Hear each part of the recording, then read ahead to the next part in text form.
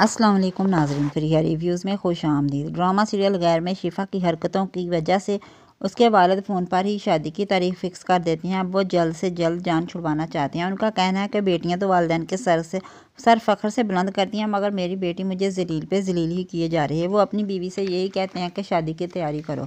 उधर दूसरी जानिब सालिस वफ़ा को रोक कर उसे यही कहता है कि तुम मेरी तकलीफ़ का अंदाज़ा नहीं लगा सकती, मुझे एक मौका दो।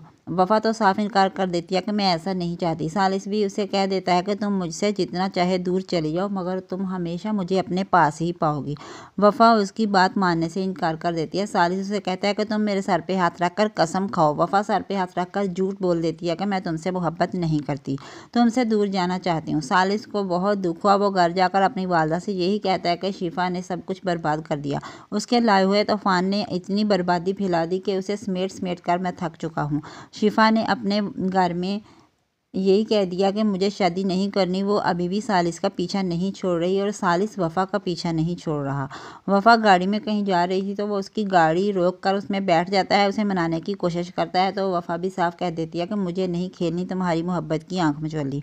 मुझे पता नहीं चलता कौन सच्चा है और कौन झूठा। फिर उस्मान साहब भी वहाँ जाते हैं। वो सालिस को डांट कर गाड़ी से बाहर निकाल देते हैं। उधर फुरजाद की वालदा फुरजाद की हरकतों से परेशान है। उसे लगता है कि फुरजाद वफ़ा से शादी ही ना कर ले। वो वफ़ा को अपनी बहू नहीं बनाना चाहती। वो यही कहती है कि मुझे हक हासिल नहीं है कि मैं अपने इकलौते बेटे की खुशी देखूं।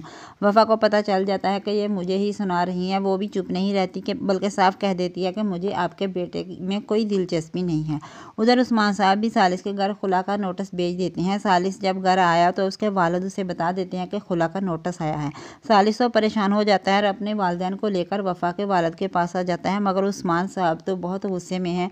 वो उनकी कोई बात नहीं सुनते। तहज़ीब बेगम अपने भाई को समझाती हैं कि जो कुछ तुमने हवा के साथ किया था अब वही गलती दोहरा रहे हो, तो वो भी चुप नहीं रहते कि कहते हैं कि कब तक तुम अपने बेटे का साथ देने के चक्कर में उसकी गलतियों पर पर्दा डालती रहोगी।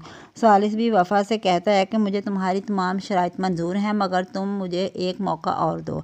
आखिरकार वफ़ा को हार माननी ही पड़ेगी।